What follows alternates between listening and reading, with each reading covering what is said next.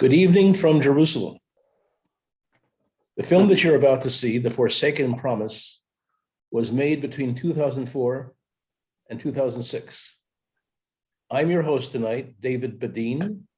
I'm with the Israel Resource News Agency and the Badin Center for Near East Policy Research, and with a new group called UNRWA Monitor. What's the connection to UNRWA? United Nations Relief and Works Agency was the organization that was inspired, if you want to call it that, by Count Bernadette, who was the UN representative mediator here in Jerusalem.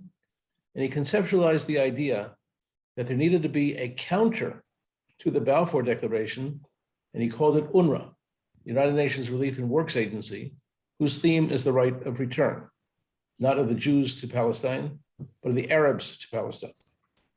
That's the context of how our work fits in. To my right, you'll see Hugh Kitson, and to my left, you'll see Stephen Briggs. These are the people who put together this film. They will speak after the film is finished in 47 minutes and give some more background, and then we'll have an interplay of questions and answers that any of you may have. And to be in touch with me, you can see our website at israelbehindthenews.com or unrwamonitor.com. Again, this is my office in Jerusalem at Beta Groen Center, 37 Hillel Street. Let's run the film, The Forsaken Promise, which shows the legacy and the trials and tribulations of the Balfour Declaration.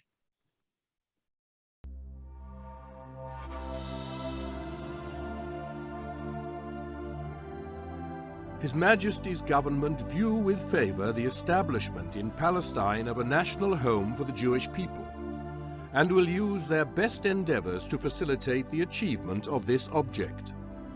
It being clearly understood that nothing shall be done which may prejudice the civil and religious rights of the existing non-Jewish communities in Palestine, or the rights and political status enjoyed by Jews in any other country.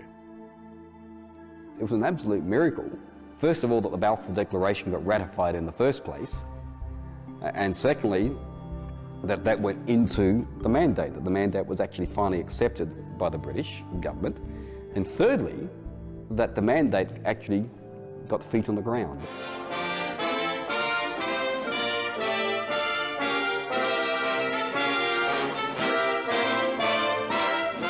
In 1917, Lord Allenby conquered the Holy Land, and the Jews were promised a national home in Palestine by the Earl of Balfour, a policy endorsed by Woodrow Wilson and by the League of Nations, which made Palestine a British mandate.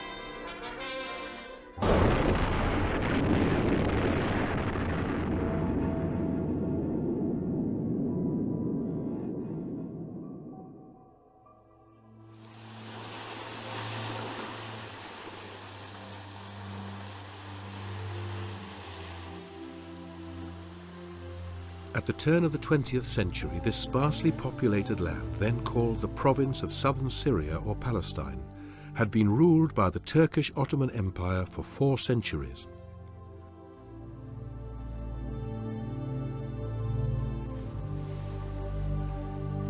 At that time, Great Britain was ruling over almost 1/3 of the world. Its dominion stretched across the earth to the extent that it was said that the sun never set upon the British Empire. For at least 200 years, the evangelical church in Britain had been sympathetic to the restoration of the Jews to their ancient homeland, in what was then known as Palestine.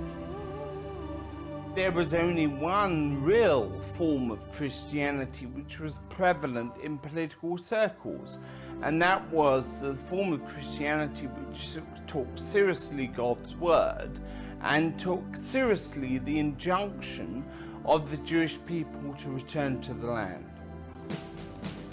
In 1917, the Allied armies swept across the Sinai Peninsula into the Negev to oust the Turks from Palestine. On October the 31st, the Anzac Light Horse captured Beersheba, which opened the way for the Allies to take Jerusalem.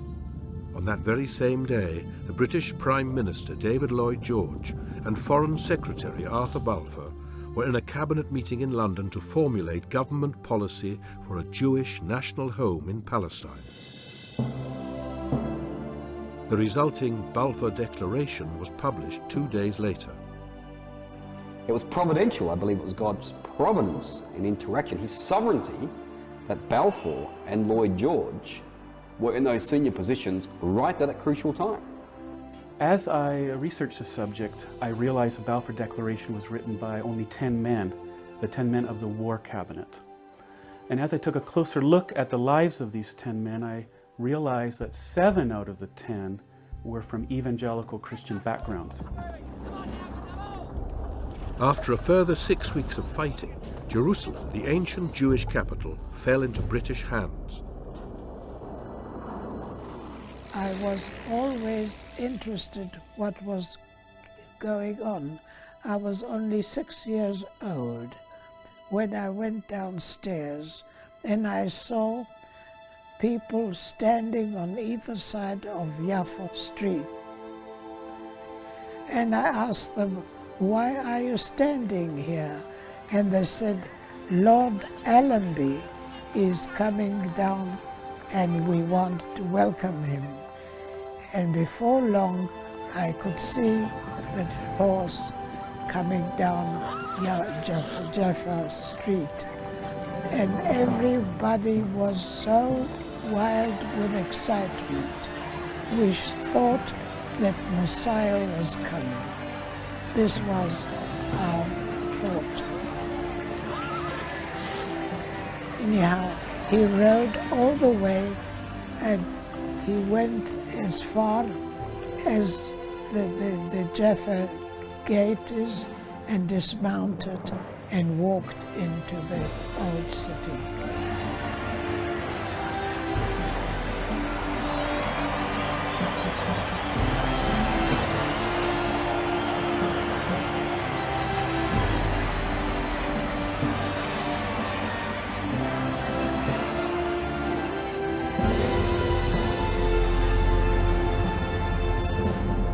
The entrance of General Allenby and the forces from the Egyptian Expeditionary Force into Jerusalem on the 11th of December 1917 was in fact the culmination of the restorationist dream, that dream which had been relevant within British Christian circles especially, but also in other countries for several hundred years, the dream of the return of the Jewish people to the land of Israel.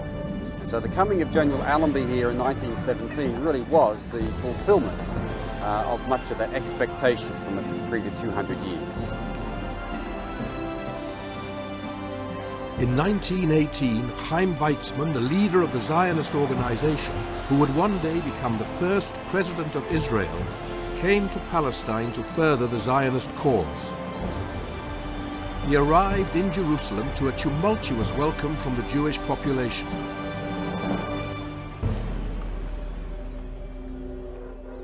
However, he found that the British military administration was less than enthusiastic. The British administration that was here in place by then wasn't sympathetic at all. So just imagine the Zionist organization coming in saying, well, we've been given this promise by the government that this will be a Jewish homeland. And they're sort of thinking, never heard that. Or if they had heard it, they didn't want to acknowledge it. Right from the start, it was obvious, both to the Arabs and the Jews, that the British administration was anti-Zionist and strongly against the return of the Jews. And from that time on, there wasn't either a military governor or later on, apart from Sir Herbert Samuel, there wasn't even a civil governor who wasn't tainted with anti-Semitism. In April 1920, Britain and France met with the League of Nations in San Remo, Italy, to obtain a mandate to rule over the former Ottoman Empire in the Middle East. Meanwhile, in Jerusalem, the governor's chief of staff enlisted the help of a well-known Arab agitator in an attempt to sabotage the outcome of the San Remo conference. Colonel Walters Taylor met with El-Husseini, El-Hajj al-Amin, and he told him, and this is a quote, that he had a great opportunity to show the world that Zionism was unpopular, not only with the Palestine administration, but also in Whitehall. That wasn't true, actually. And he said that if disturbances of sufficient violence took place over Easter, then both General Bowles and General Allenby would advocate the abandonment of the Jewish national home. With the Jewish police disarmed on the orders of the administration and a cordon around the old city to prevent outside help, the riots started with cries of, "We shall drink the blood of the Jews. Don't be afraid, the government is with us." The Jewish quarter was ransacked and several people killed.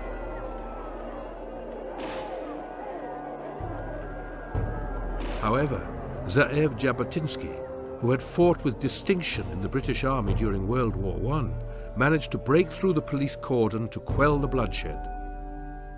Jabotinsky and his self-defense boys were locked up in jail. Jabotinsky was sentenced to 15 years imprisonment. And the only reason why he didn't serve that term was because there was an uproar which was absolutely unprecedented. Haj Amin was given a 5-year sentence for his overt role in the pogrom, but he escaped in mysterious circumstances. A precedent had been set that would haunt the rest of British rule over Palestine. The San Remo Conference of April 1920 had awarded Britain the mandate to govern Palestine. This gave the Balfour Declaration official status. The Balfour Declaration was implemented by its incorporation, virtually word for word, in the mandate. Now, the mandate is a document, you might call it an international agreement between the League of Nations on the one part and Britain on the other, in which Britain undertook towards the League of Nations that it would administer Palestine in accordance with the terms of the mandate. However, even before the mandate was formally implemented, the colonial secretary Winston Churchill divided Palestine down the Jordan River, creating a separate Arab homeland called Transjordan. The Jews were only allowed to settle in 22% of Palestine west of the Jordan River. In 1929, the Holy Land was once again rocked with violence and the worst pogrom since the time of the Crusades. Haj Amin, appointed the Grand Mufti of Jerusalem by the British, was at the center of the trouble. Worst hit was the oldest Jewish community in the world, in Hebron. All the leaders of the community, my father, the Ashkenazi Rav, and Sephardi Rav, and my brother, all went to the governor to ask for protection. And when he told them, go back and to your people and see that everybody stays home. And if they stay home, nothing will happen to them. Once again, as in 1920, the cry went up, the government is with us, killed the Jews. And the government simply did nothing. You didn't see on the whole time, not a policeman, not a responsible person, nobody. The crowd was, incited crowd was free to do whatever they planned. And one of the first houses that they attacked was my brother's house. And the result was very tragic. And they killed my brother, they killed his wife and his son, and only a son a year old was badly wounded and came out alive.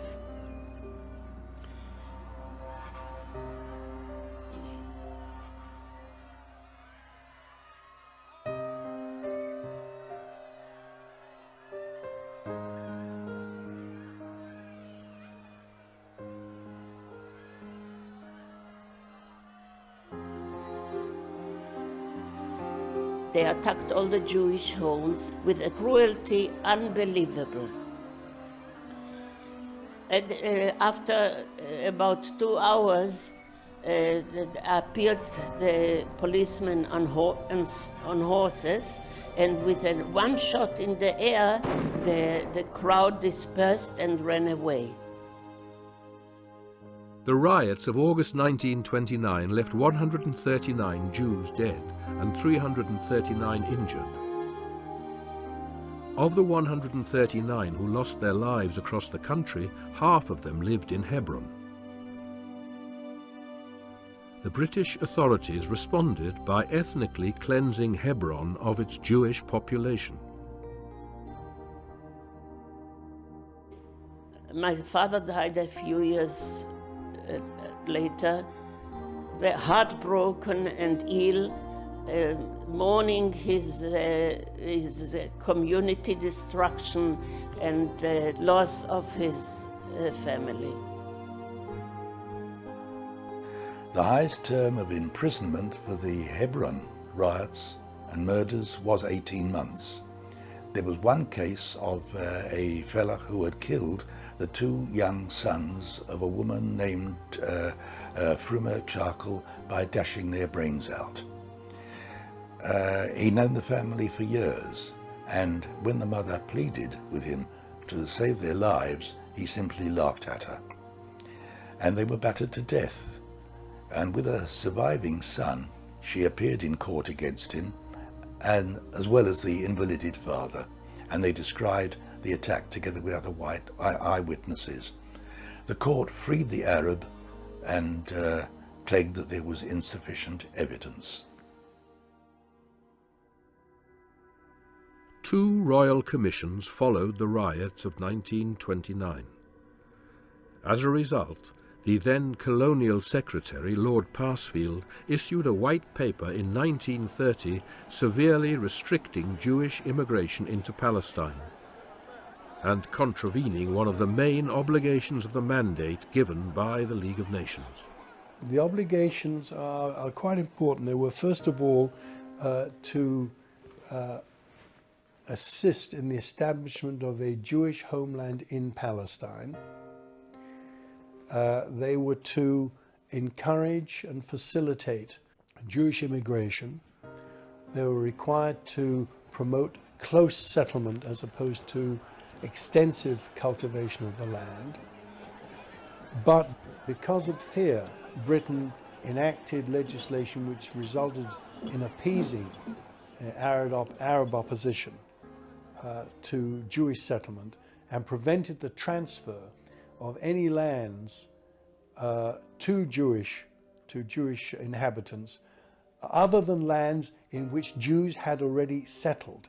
A study of the minutes of the Permanent Mandates Commission ever since 1923 shows quite clearly that they were most unhappy with the way that Britain was handling the mandate.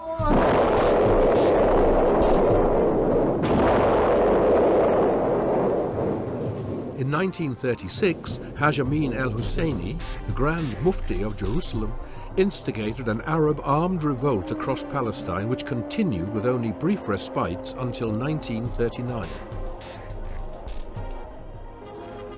Meanwhile, in Europe, anti-Semitism was intensifying. By 1938, Adolf Hitler had been ruling over Germany for 5 years. The Jews had been stripped of their civil rights and declared as a subhuman race. Their property was being targeted, their books burnt. Dann wird das Ergebnis nicht die Bolschewisierung der Erde und damit der Sieg des Judentums sein, sondern die Vernichtung der jüdischen Rasse in Europa.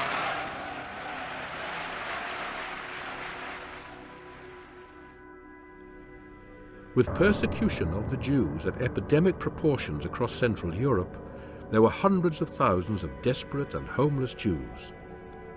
Then they were still free to leave, but they had nowhere to go. President Roosevelt of the United States called an international conference in July 1938 at Evian in France in order to seek for a solution to the escalating Jewish refugee problem. Present were representatives of 32 nations, including Britain.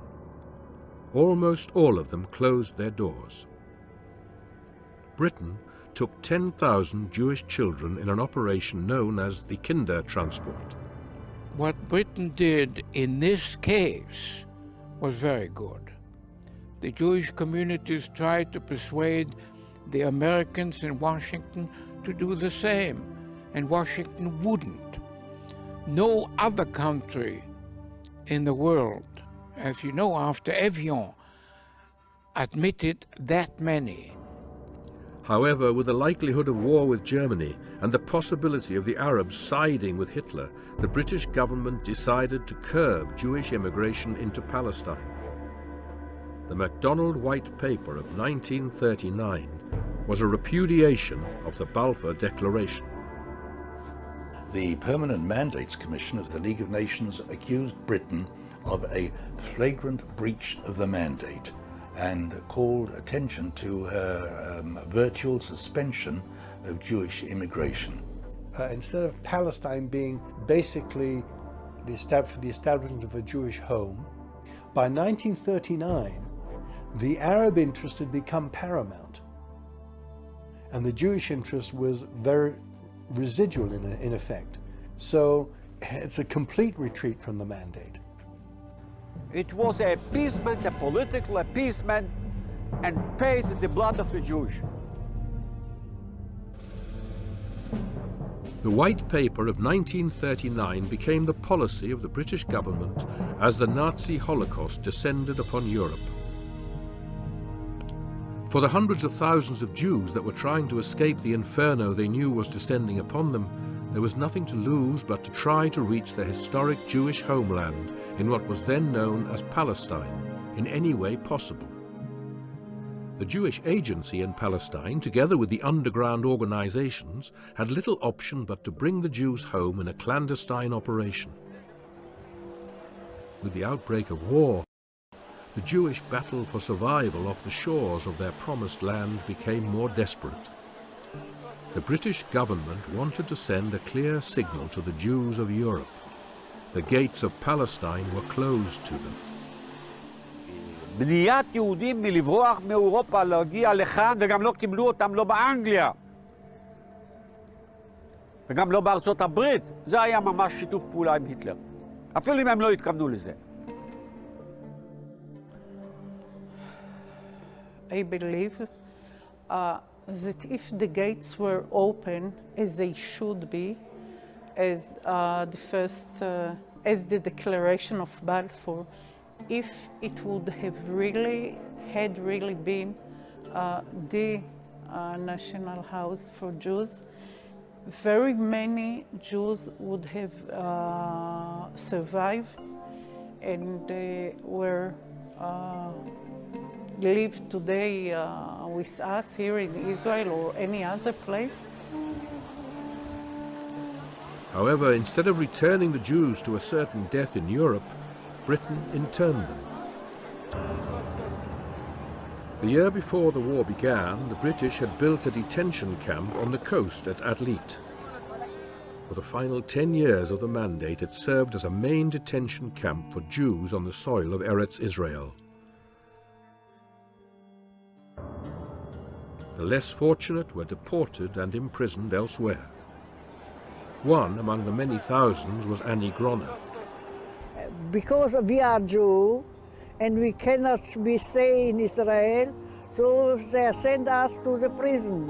My life, 5 years of my life, I was in prison in Mauritius because I was a Jew. It's a dark, dark stamp on the British authorities. Even the Arabs won't go mad if few ships will arrive at night and unload people. There was nothing illegal about Jewish immigration. The whole purpose of the mandate was to provide a national home for the Jews. You know, I can't understand after the so many troubles why they are doing it. For what? For what we must pay such a You know, they stole me 5 years of my life. 5 years of, I was 20 years old.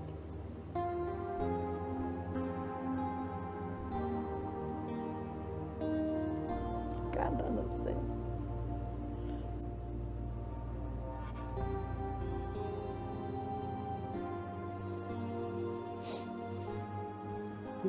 It's a paradox.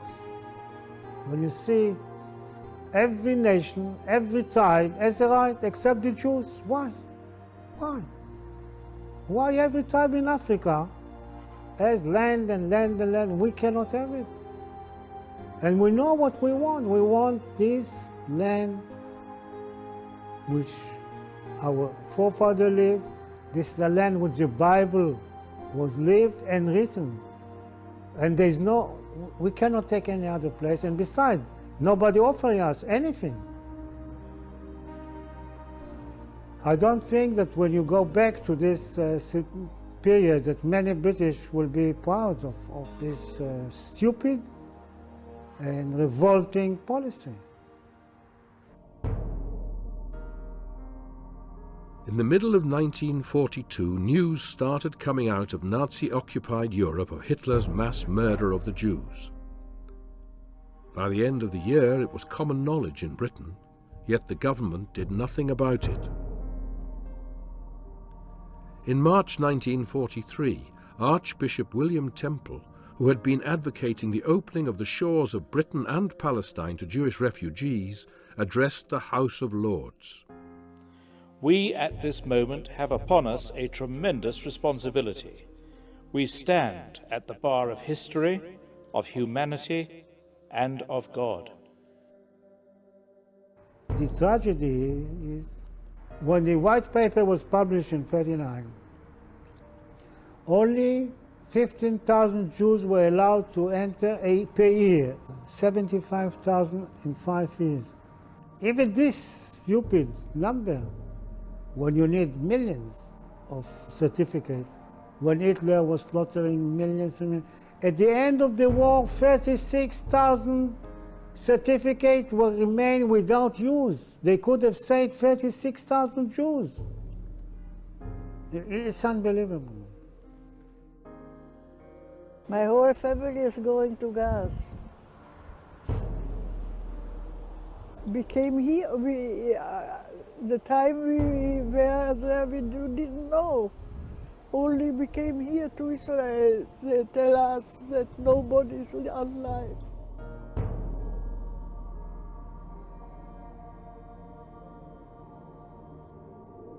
By the end of the war, it was much worse than anyone had imagined.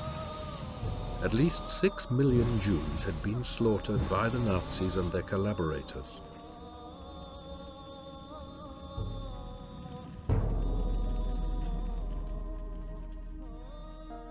Those who had survived the death camps were in a desperate state. Many of the Jews were the sole survivors in their families, and they had nowhere to go. You see, no country wants to accept them. Not America, not England, not any place. So the option was only Palestine. But officially, the gates of what was supposed to have been the Jewish national home in Palestine were still closed to the Jews, as they had been throughout the war. The British attitude became more and more negative. They were coming on ships full of refugees, miserable refugees, after the war, after the Holocaust. And they were intercepted here by the British, either sent to the Athlete, then later on when Athlete was full up, they were sent to Cyprus, and then when even Cyprus was full up, they would send them back to Europe, back to Germany, like the story of the Exodus. I realized what I'm carrying. I'm carrying the last children of Israel who were alive in Europe. Whatever was left of my nation after 6 million were killed. And the responsibility was enormous. I realized what I'm carrying. And on the Exodus were like a small town, 4,500 people with all the things. You have elderly, children, sick, everything you wanted.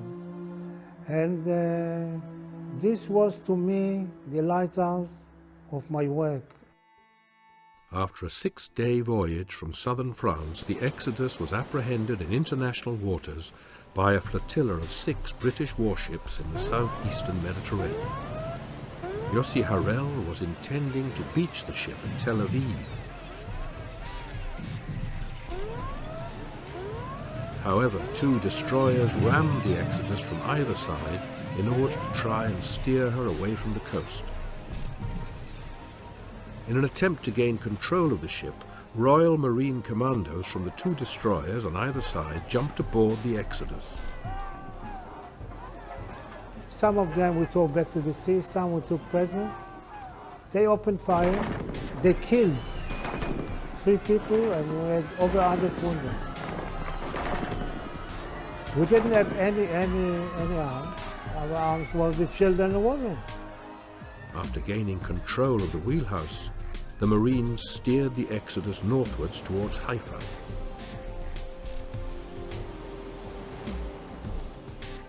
The cruelty of warship attacking a very old ship, which carried 4,500 people, was beyond my understanding, because the tragedy could have happened. They could have sunk the Exodus.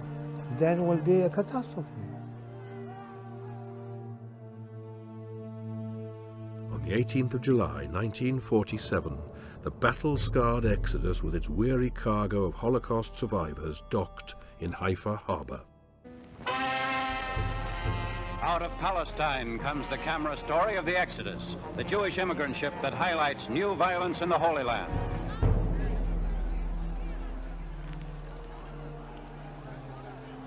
The refugees were taken off the Exodus and transferred to 3 prison ships, 1,500 people on each ship. Even the wounded were transferred, all except those who were critically injured and the dead. Crew members of the Exodus were deported with them. When they came and then were beaten by British soldiers, they started crying. It was unbelievable. 1,500 people crying.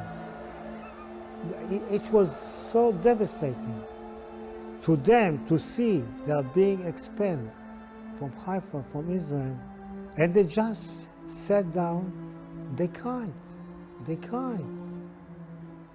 It was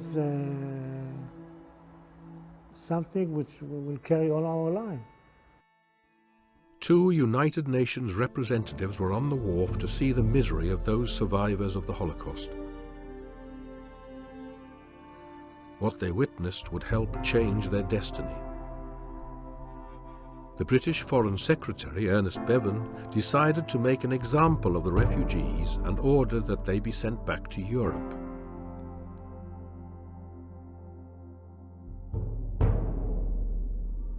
More than 4,000 Jews are once more back in the hated and dreaded country from which many of them began their long, desperate trip to Palestine.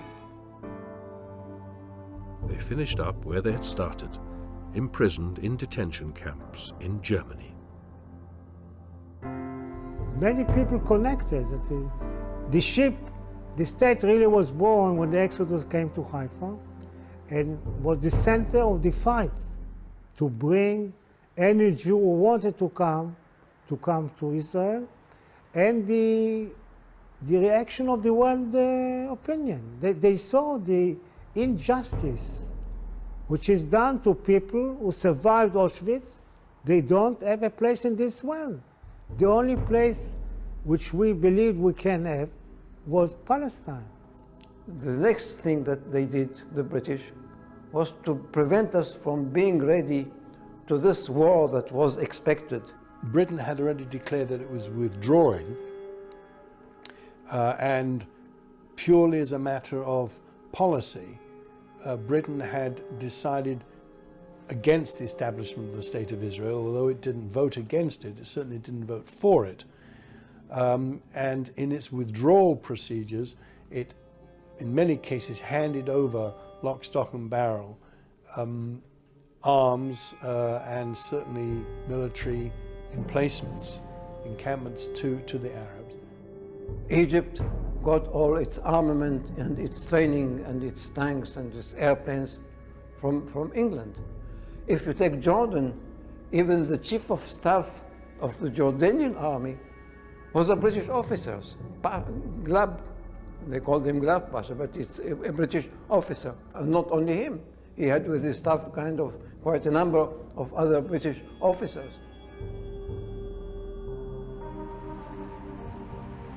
A month before the British withdrew, one of the worst atrocities of the Mandate took place.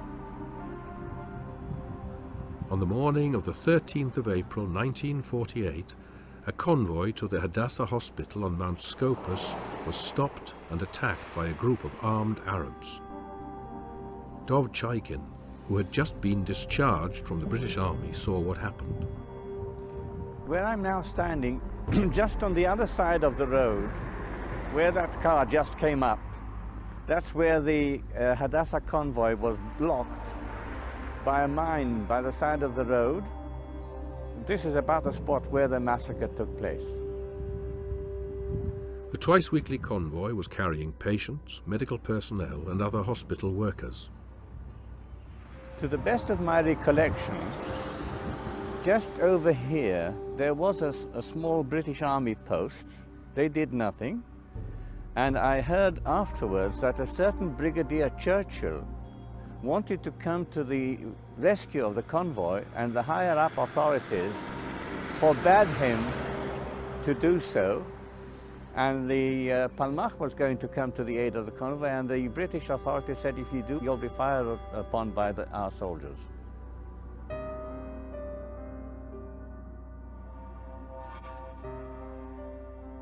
In all, 78 people were ruthlessly murdered.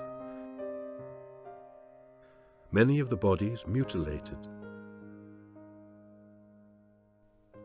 When the British Army eventually did intervene, there was no one left to rescue, though a handful of people had managed to escape. No one in the British Army was ever brought to account for the appalling death toll which they could have largely prevented. There was a man by the name of James MacDonald, the first American ambassador to Israel, who said that when he was in the presence of Bevin, he would hear Bevin ranting against the Jews in a very similar way that Hitler would rant against the Jews. And in some cases, MacDonald thought that Bevin was just as bad in his thinking, a very frightening thought. He knew exactly what the Arabs were telling their people, that they come in Israel not in order for a parade, but in order to exterminate the Jewish existence in this part of the country. And he agreed to that.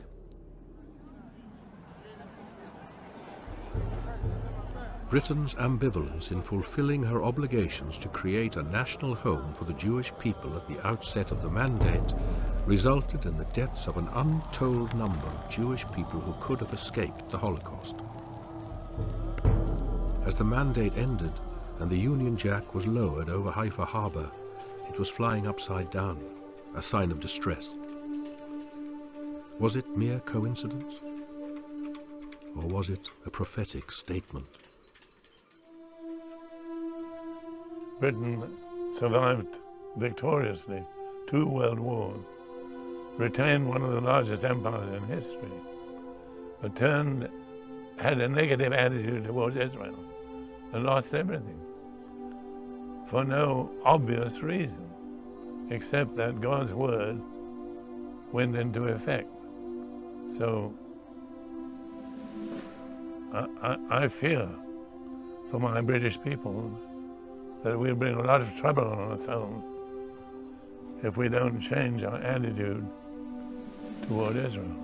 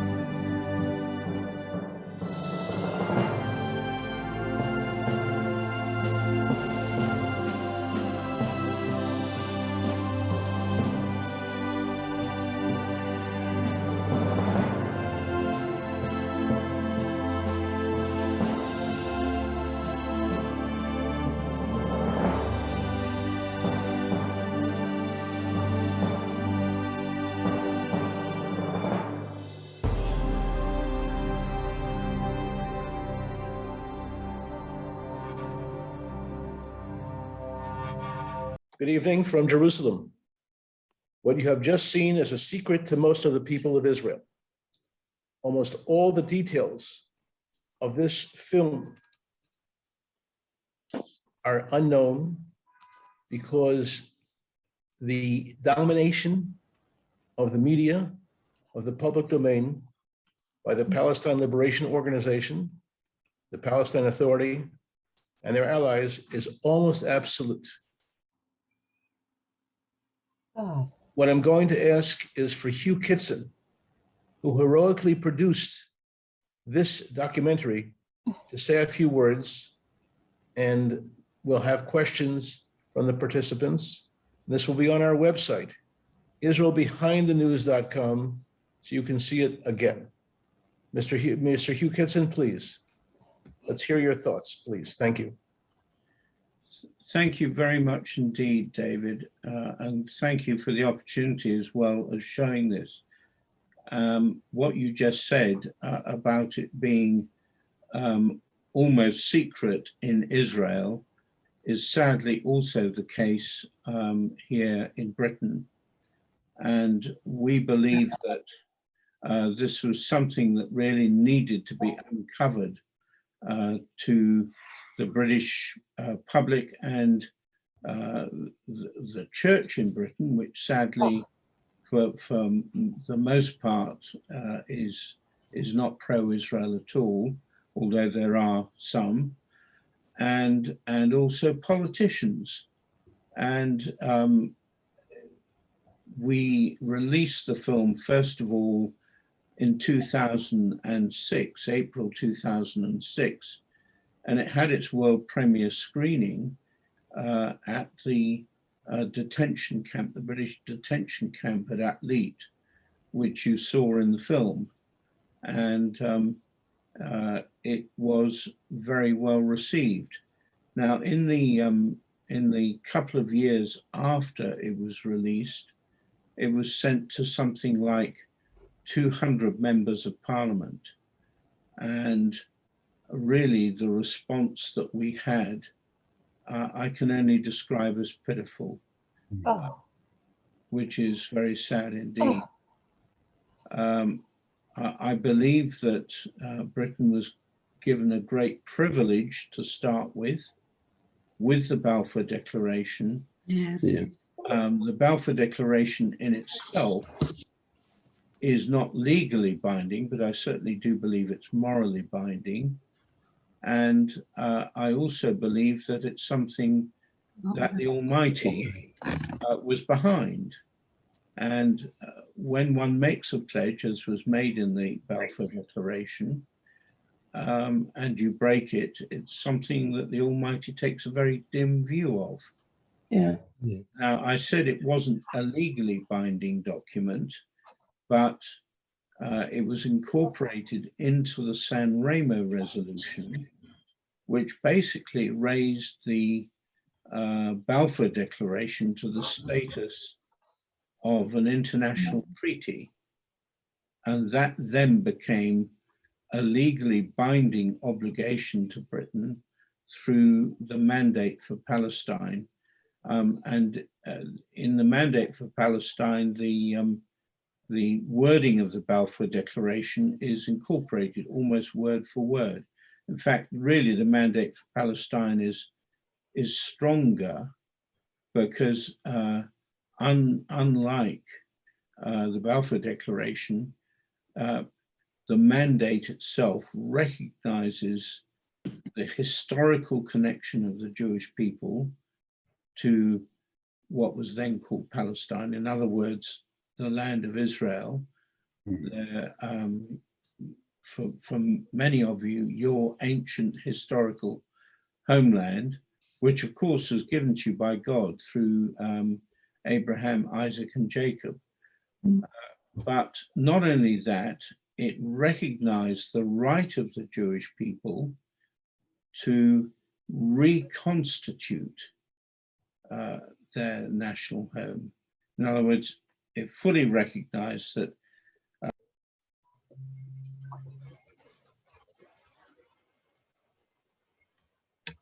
it looks the same.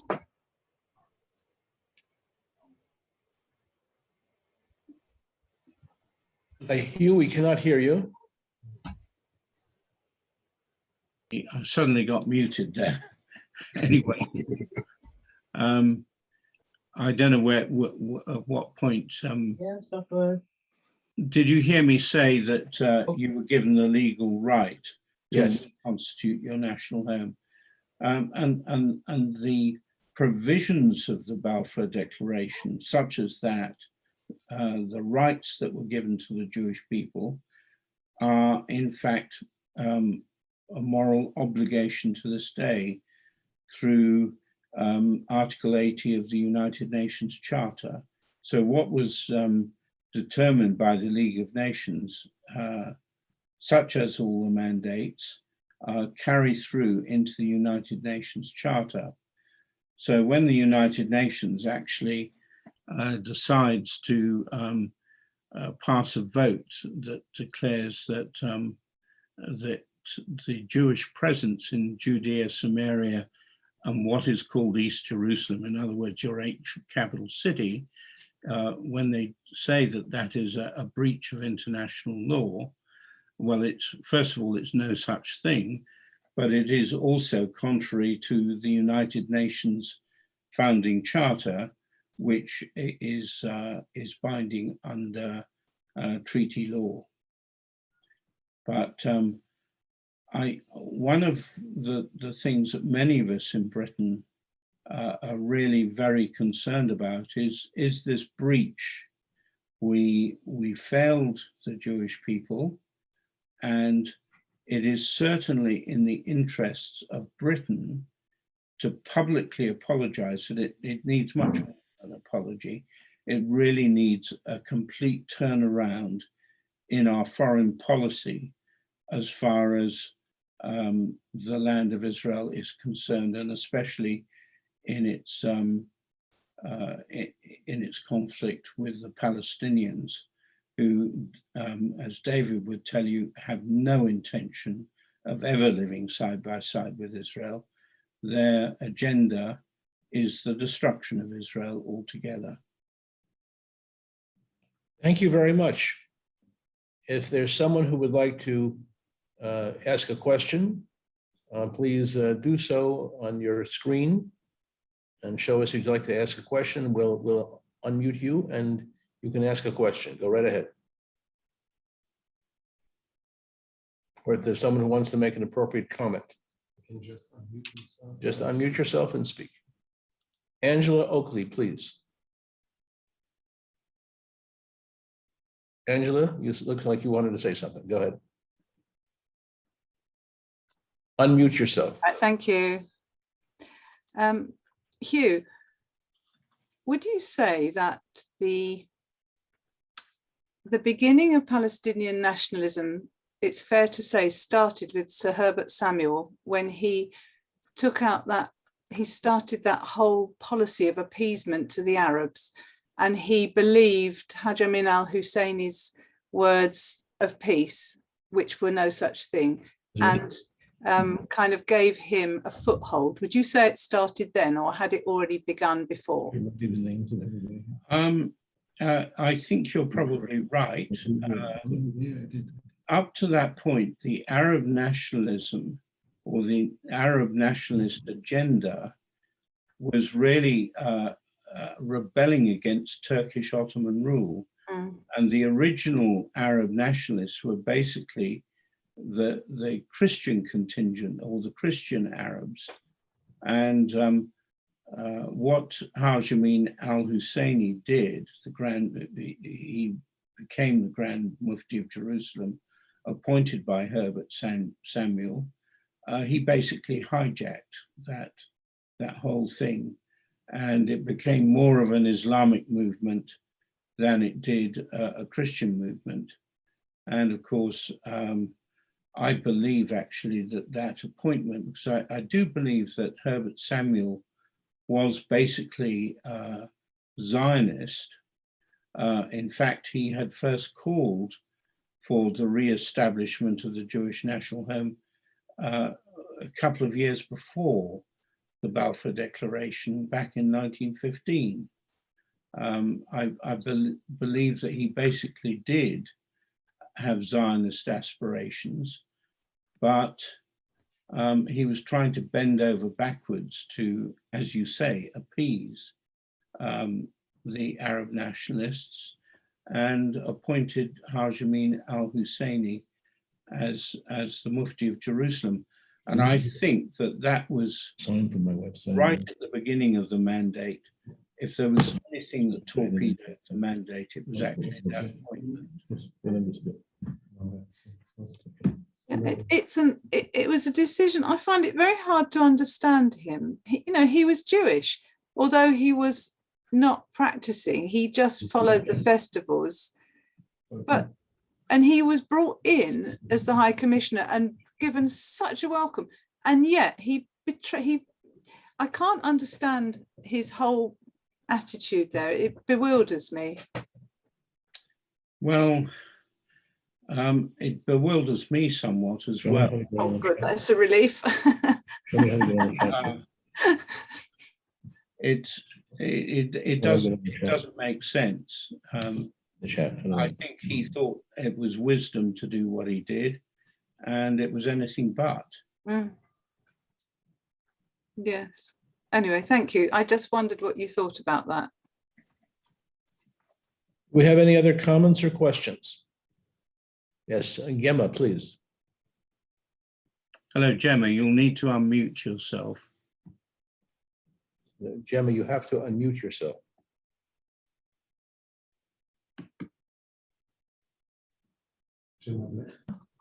Am I unmuted now? Yeah, I've Yes, got it we now. can hear you. I was just wanting to follow up what the last lady said.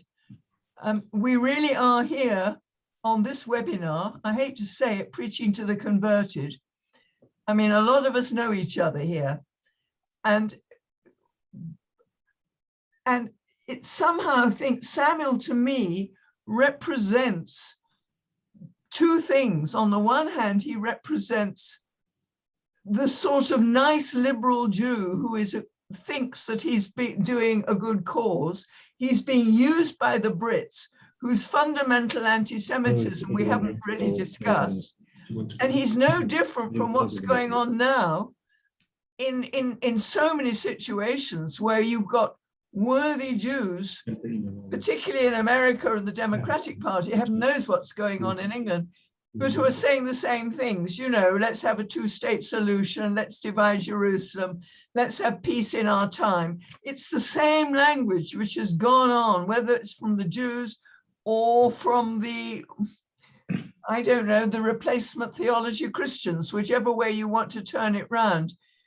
And we know here in the land, people are ignorant. They're ignorant of the history, but they're really repeating the same issues even today. So I just wanted to say that. Yes, I would completely go along with you there, Gemma. I mean, I think that to begin with, Herbert Samuel was Zionist in his leanings. There were two camps in Britain in those days in the Jewish community. One was really quite anti the idea of a Jewish national home. And then there were those who were actually pro-Zionist. Yeah. Now, the Balfour Declaration, which we probably all know off by heart almost, it was watered down from its original document. It went through, I haven't seen the earlier drafts myself, but I am told that the earlier drafts are much stronger. And the one Jewish person who was in the War Cabinet at that time was Edwin Montagu. He was Jewish, and he was very much against the whole idea of a Jewish national home in Palestine. And there are very, very sadly some Jewish people in this country who are actually anti-Israel. It's a sad fact. But that story's gone from the beginning. If you read the history of the anti-Hamas homeland for the Jews in America. I mean, David, you know more about this than I do, but it's pretty heavy. I mean, there were huge battles to try and wake people up. And even during the Holocaust, with the whole Peter Bergson story, when they were trying to expose what was going on in Europe, there was a sort of sense of, well, just let sleeping dogs lie. It'll all work itself out. I don't know what it was. I'm baffled. But what I'm more baffled with is there those who call themselves Christian, whether they call themselves evangelical or Anglican or the established church or whatever. How can you read the Bible and not understand that God has a purpose for Israel and his land, and his plan is to bring the Jews back? It seems to me absolutely sort of basic reading of the text. You don't have to be some God believer or Jesus believer or any other to understand that that's what the text said. It's a little bit like reading Romeo and Juliet and not understanding there's a battle between two tribes. I mean, it's just baffling to me. Yeah. I want to be a little encouraging. Our agency, which is a small agency, is named for my brother, the Nachum Badin Center for Near East Policy Research. We've been working on this for 34 years, reaching out to parliaments, reaching outside of our own circles, and we get very good response. I encourage you to work with us to create cadres of not only lobbyists, but people who are informed. We've had the privilege, if you want to call it that, to translate all of the new school books produced by the Palestinian Authority for UNRWA, 1,000 books. Dr. Arnon Gross, the expert on the subject, we bring him to the parliaments. Now we're doing it by Zoom. We need support to do this. We need advertising to do this. So anyone who wants to be in touch with us will work with you. As Gemma was saying, as Angela was hinting, we have to reach outside of our own circles. And we didn't have the backing to, in a sense, promote this program, but miracles happen and we can get backing. And I can tell you that when we do get backing, people are ready to listen. I have not found any parliament in the world not ready to listen. We just briefed the heads of the EU, they listened. We have to do more briefings and more briefings and more briefings. The fact that the other side works overtime, well, we have a country with freedom of expression, fine. So we have to support freedom of expression of the truth. And that's the heroic work of Hugh Kitson, who has helped us bring something like this to light. If you think anyone in Israel has seen the horrific story of the 1948 massacre of 78 doctors and nurses, they haven't. I assure you they haven't. We now have a whole generation of people who know about the Nakba, the Arabs who left in Israel in 1948, but have no idea that 5 Arab armies invaded Israel on the day of Israel's Declaration of Independence. It's not known because the other side has worked overtime to spread misinformation and disinformation. The expression we like to use is, let my people know. Please join us and help us out to do that. We will have to work together on that. And we have to do these seminars over and over and over until it clicks, until the truth gets understood. And I want to say, with the group of people here today, if every single person here on this small group chat we have right now, and this will be on our website, israelbehindthenews.com, within a day or two, if every single person here were to write a letter to a member of parliament or a member of Congress, wherever you're from, with these ideas here about the right of Israel to exist, to continue to fight off the disinformation of UNRWA. UNRWA is having an international conference on November 15th, the United Nations Relief and Works Agency, so they can get more money to miseducate a whole group, a whole world. And I can tell you, from meeting with members of the US Congress, the British Parliament, the Canadian Parliament, the German Parliament, the Swedish Parliament, if 4 or 5 letters get to the right people, I can tell you it has an effect. I want to be encouraging, not discouraging. I don't see, there's a question I don't see.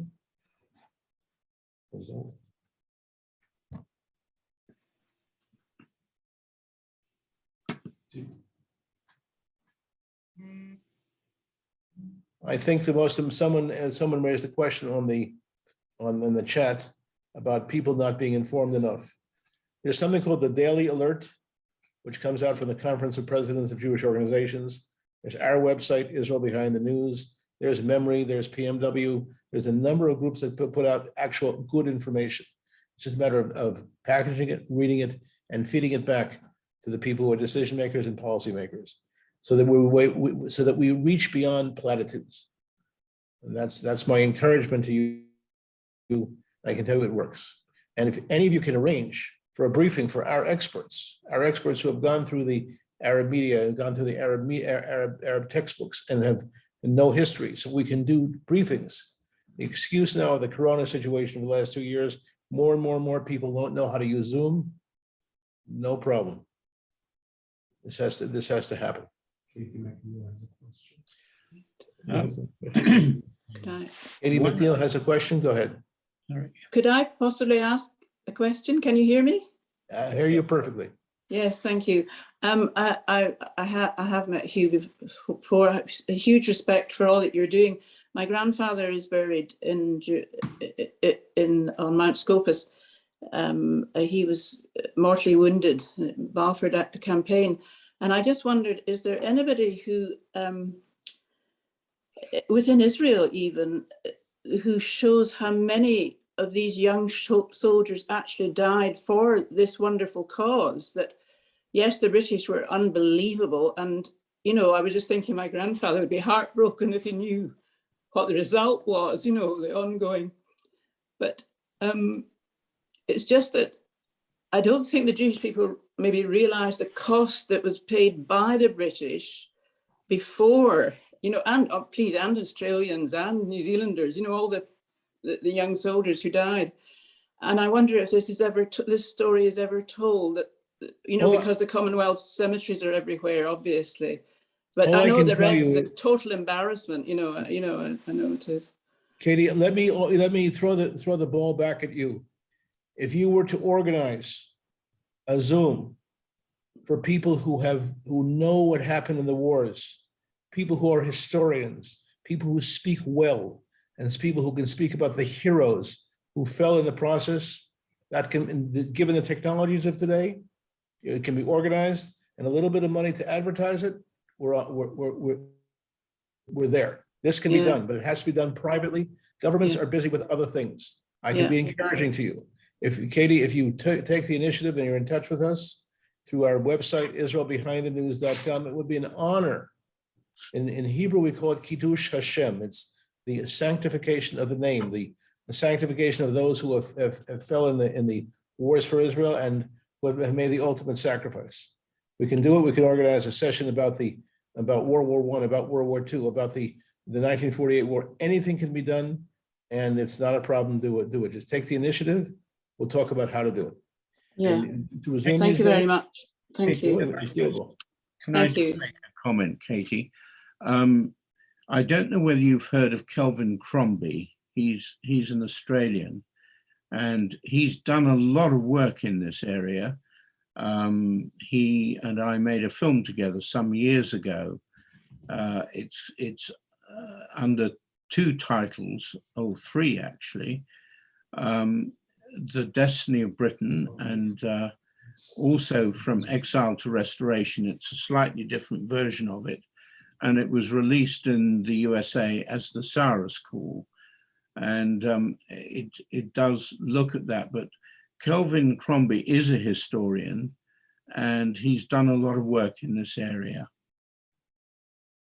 Oh, and the challenge would be to bring someone like Kevin, like Mr. Crombie, onto a Zoom to organize a conference, to advertise it, and make sure that people see it, and to bring policymakers to see it. I assure you, that's exactly what the other side does all the time. Gamma Black, you have another question. Go ahead. No, David, I was just going to say, for Katie's sake, really, I wasn't there, but a group of people, some of whom are here on the Zoom, were involved in the Beersheba Memorial, which comes at the same time as the Balfour Declaration. It's all around the same time.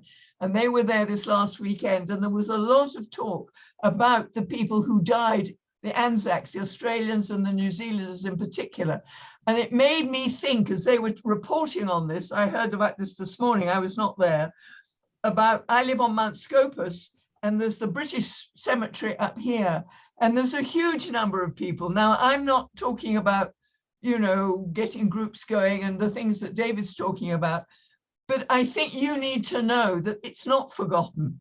And the British cemetery and the people who fell in the battle, and it, you know, they gave their lives, and many of them knew why they were doing it. Many of them knew that this was, you know, many of them were Brits, they were Christians, they whatever, and they came and they knew what the Bible said, and they laid down their lives for whatever. I mean, it was terrible.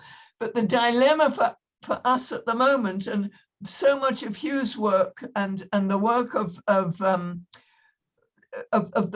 the filmmakers, is to really make Britain as a nation wake up to the fact that they have forsaken their promises. I think forsaken is a very gentle word. I would have called it betrayed promises myself.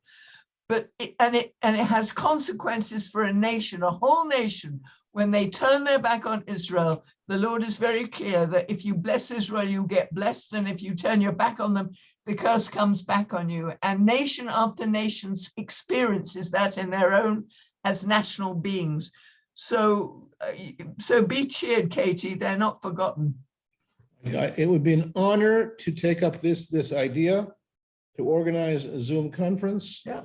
It's a matter of putting a Zoom together doesn't cost any money, but to advertise it properly. When we opened up our website, people say, how are you going to get people to know about it?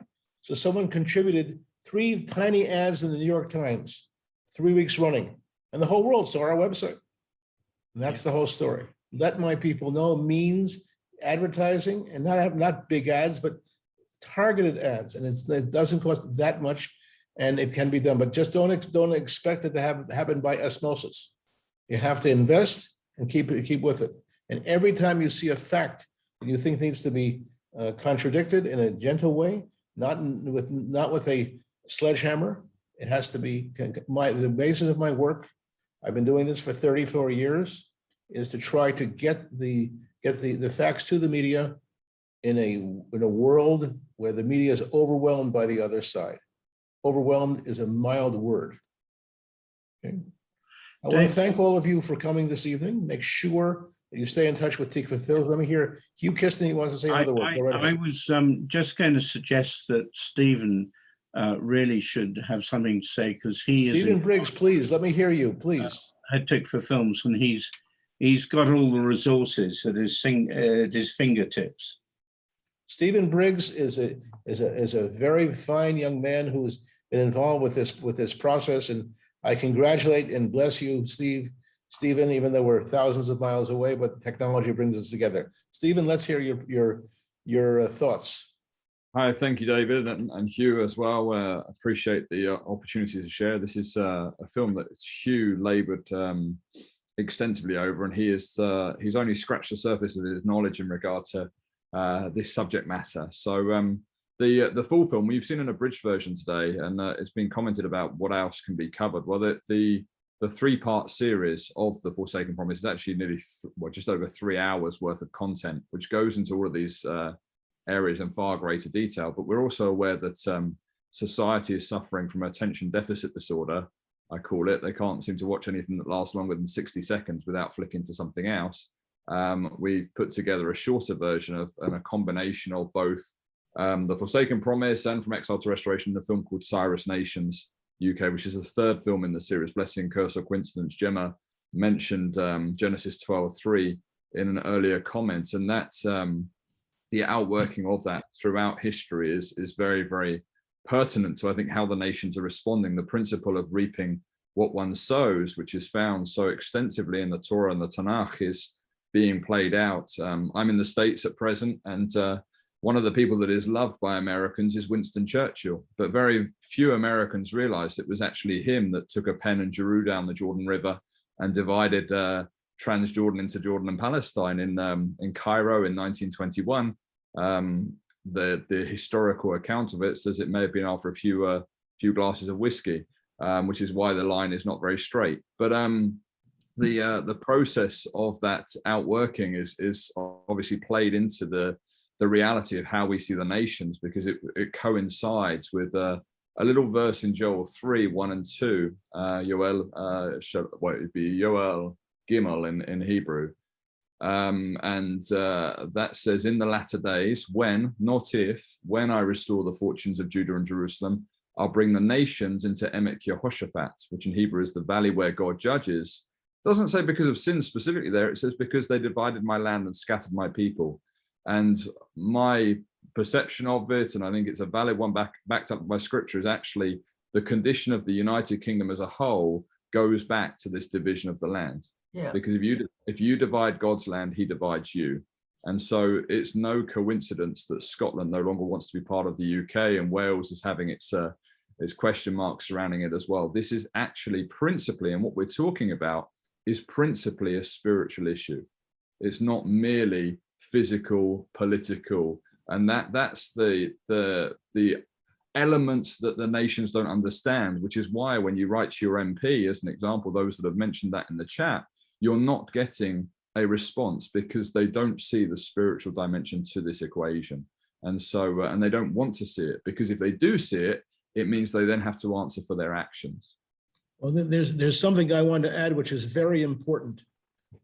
You don't have to be pro-Israel or pro-Arab to deal with the issue of the fact that 5.3 million Palestinian Arabs who are descended from the refugees of 1948 are forced to be in 59 refugee camps against their will, held there by the United Nations Relief and Works Agency. If someone says to you in politics that he's pro-Palestinian, fine. How about advocating for the people in the refugee camps to get out of there and to get to be taken care of in a clear humanitarian fashion? What's happened is what they've done is to switch it around, keep them in refugee camps, and keep them in horrid conditions. And who's doing that? Who's the number 3 supporter of this system? The UK, keeping them in refugee camps under the premise and promise of what they call the right of return. This is the phrase that was invented by a United Nations official whose name was Count Folk Bernadotte, who was the UN mediator. He wanted to contrast their plight with the plight of the Jews. And all I can say is, if people say they're pro-Palestinian Arab, fine. Then why not show your identification with people who are manipulated? I'm a social worker by profession, and I've gone into the media. But when you take advantage of someone who's in a situation of need and homelessness in a sense, and you put them in a refugee camp for more than 70 years, that's a violation of human rights, keeping people in refugee camps. That's why I want you to look at our new website, unrwa-monitor.com, our general website, israelbehindthenews.com. Read about it and understand that those who pretend to be pro-Arab are actually trying to oppress the Arabs using this kind of manipulation, and they count on people not doing their homework.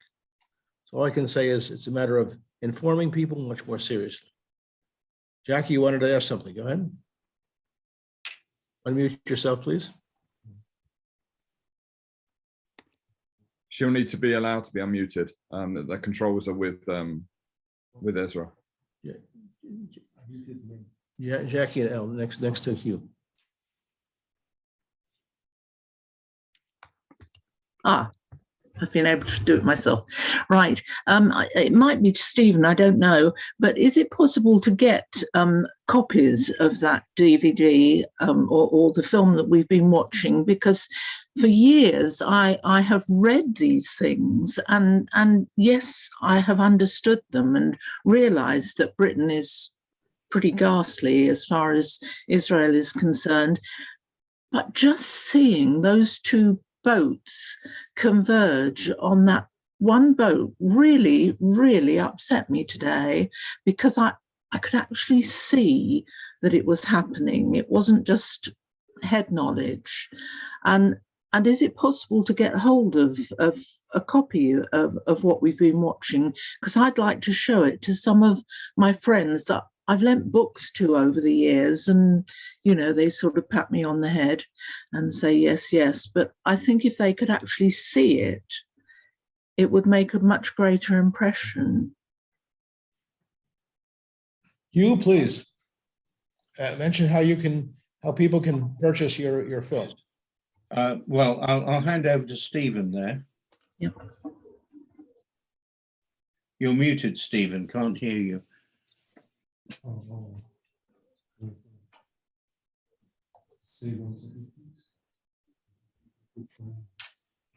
He's actually put something in the chat box anyway. Oh, okay. Yes, but Stephen might like to. You're still muted, Stephen.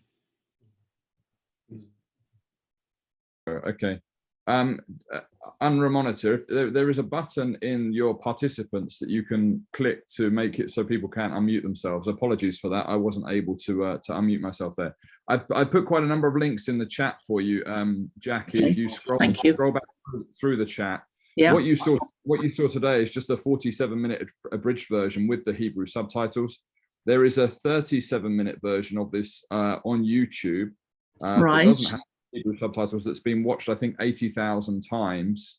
Right. So that's the free link that you can use, and that's the one that's gone all over the place.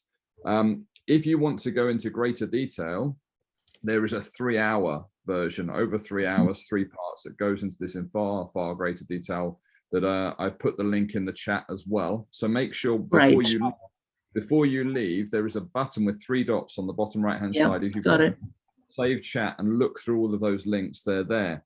What we did recently in the past few years is we actually took what's in The Forsaken Promise and in The Destiny of Britain, and the film that's behind me, Cyrus Nations UK, condensed those nearly 6-7 hours, well, it's about 6 hours of footage into one 59-minute program, which has just been aired in the UK on Revelation TV this past month, and it's playing again this month as well. You can look at their schedule. That's in the UK for those that are joining from the UK. Right. The other film that's just been completed and in that series is called America and the Israel Effect, and that looks at America's role in the survival of Israel in the recent years. That's just picked up an award in Atlanta, and it's in a number of other film festivals. That's also in the chat.